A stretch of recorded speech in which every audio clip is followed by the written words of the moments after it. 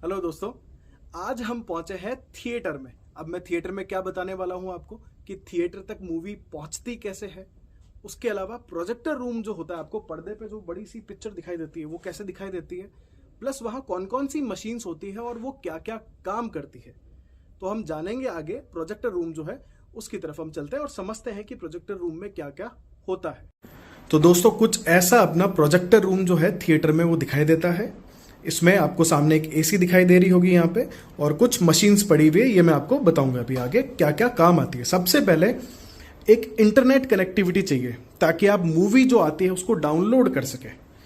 तो ये internet connectivity से आप यहाँ से कंप्यूटर को भी अटैच कर सकते हो और अपने प्रोजेक्टर और उसके साथ जो मशीन है उसको भी अटैच कर लेते हो। उसके बाद में ये बैकअप के लिए बैटरीज हो गई और यूपीएस हो गया, और यहाँ आपके पास में कुछ और मशीन्स होती है जो कि आपके साउंड को संभालती है कि आपको साउंड कैसा चाहिए।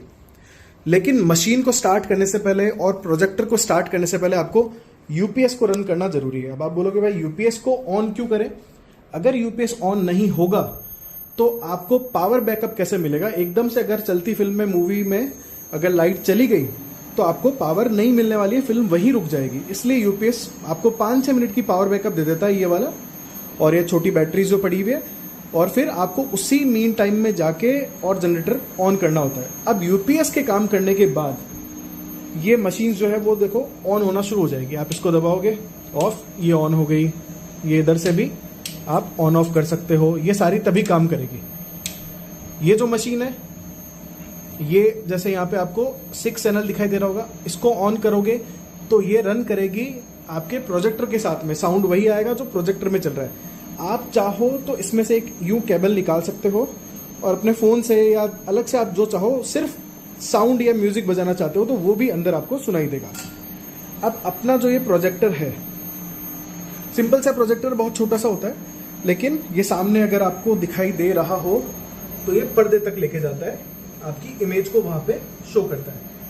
अब यहाँ इसके पास में प्रोजेक्टर पे खूब सारे बटन होते हैं। अब आप अगर इसको ऑन करोगे, प्रोजेक्टर यहाँ से ऑन हो जाता है, और थोड़ी देर बाद में आपको वहाँ पे अगर इमेज दिखाई देगी तो मैं आपको बता दूंगा। उसके अलावा यहाँ पीछे 2 बड़े फैन लगे रहते हैं। फैन का काम ये है कि अंदर लैंप लगे हुए हैं। अभी जैसे ये स्टार्ट होगा आपको लैंप दिखाई देना शुरू हो जाएंगे। तो वो लैंप क्या है, बहुत ज़्यादा हीट जनरेट करते हैं। तो उनकी हीट जनरेशन को, उस हीट को ये जो पंखे हैं ये चलते हैं और बहुत गर्म हवा फेंकते हैं। खास करके जब मूवी चलती है तो गर्म हवा को वो बाहर फेंकना शुरू कर देते हैं। तो उसके लिए ये ज़्यादा गर्म ना हो और जल ना जाए, इसीलिए हर प्रोजेक्टर रूम में एक एसी तो मिलेगी आपको, अदरवाइज ये काम ही नहीं कर पाएगा, ये जल जाने वाला है। तो ये सारा इसका काम रहता है। और एक छोटा सा ये ऐसा डिवाइस लगा रहता है, इससे आप जो है, अभी ये ऑन हो गया तो, क्योंकि मुझे कुछ ज़्यादा इसके बारे में आइडिया नहीं है, तो इसके स्क्रीन के अंदर आपको शो की इन्फॉर्मेशन मिलती है कि कौन सी मूवी चल रही है। या आई थिंक प्रोजेक्टर ऑन हुआ नहीं है, पावर ऑन, स्टैंड बाई दबा दिया था मैंने, सॉरी। अभी आई थिंक ऑन हो जाना चाहिए, हुआ तो है आई थिंक। हाँ, अब देखो आपको हल्की लाइट्स दिखाई देना शुरू होगी। आई होप आपको दिखाई दे रही होगी। और अंदर जो लैंप है वो जलेंगे, और वो जो लैंप है वो सामने पर्दे के ऊपर पिक्चर डालेंगे। ये जो पर्दा है इसके ऊपर लैंप के चालू होने पे आपको सामने की तरफ एक इमेज दिखाई देगी। तो आप थोड़ा सा वेट कीजिए, ये स्टार्ट हो रहा है। अब देखिए आपको पैनासोनिक बड़ा बड़ा लिखा हुआ दिखाई देगा। इसका मतलब प्रोजेक्टर हमारा रन होना शुरू हो गया। अब प्रोजेक्टर के पास में मैं जो आपको बता रहा था, ये वाली मशीन जो है, ये आप जैसे ही स्टार्ट करोगे, ये कैसे स्टार्ट होती है। अब इसका ऑन ऑफ का बटन अपने को मिल नहीं रहा है, ये कहाँ से होती है, पर इसके अंदर आपको मूवी का नाम लिखा हुआ रहेगा और उसके शोज की जानकारी जो है वो आपको यहाँ मिल जाएगी। आप इसको भी ऑपरेट कर सकते हो। कैसे करोगे? ये आगे कनेक्टेड रहता है उससे आप, और चाहो तो आप इन बटन से भी कर सकते हो। ये पॉज हो सकती है, चलती मूवी रोकना है, प्ले करना है, ये सारा जो है इससे कर सकते हो आप। ठीक है, तो एक बहुत छोटा सा सेटअप होता है, ज़्यादा कुछ होता नहीं है इसके अंदर। लेकिन हीट, ये देखो अभी आपको बहुत अच्छे से प्रोजेक्टर के अंदर जो लैंप हैं वो जलते हुए दिखाई दे रहे होंगे। तो बहुत छोटा सा काम है इसका, ज़्यादा कुछ होता नहीं है। और सामने देखो ये पर्दा भी आपको ग्लो करता हुआ दिखाई देगा। इसलिए यहाँ सबसे ज़्यादा इंपॉर्टेंट चीज जो है वो है यूपीएस। अगर यूपीएस काम नहीं करेगा तो कुछ भी नहीं चलने वाला। रिस्क रहेगा, आप लाइट में चला तो सकते हो बट फिर रिस्क रहेगा कि कभी भी बंद हो सकता है। ठीक है, तो आई होप आपको ये सिस्टम के बारे में पता चला होगा। बहुत छोटा सा सिस्टम होता है, इसलिए बहुत सारे लोग बोलते हैं कि भाई हम लोग जो है एक नया थिएटर ओपन कर सकते हैं, इतनी सी मशीन सी तो लगती है, लेकिन ज्यादा खर्चा जो है वो इनका नहीं भाई साहब, इस चीज का आता है जो आपको नीचे दिखाई दे रही है। यहाँ खूब सारी चेयर्स लगती है, एसी का खर्चा, पर्दा वगैरह, बहुत सारा खर्चा जो है आपको इस पे करना पड़ता है लोगों के कंफर्ट के ऊपर, तो वहां खूब खर्चा है। फिर मेंटेनेंस वगैरह इन सब चीजों के ऊपर खर्चा आता है। ठीक है, तो अब मैं आपको फटाफट से बता देता हूं कि अगर हम कोई मूवी लेना चाहते हैं तो उसका हिसाब किताब क्या रहता है।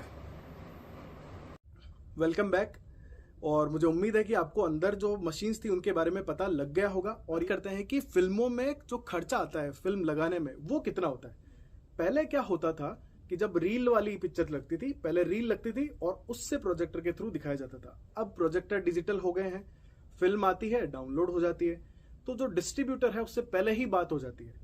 तो अब क्या रहता है जनरली कि मूवी रिलीज होने के बाद में आपको तुरंत कोई पैसे नहीं देने होते।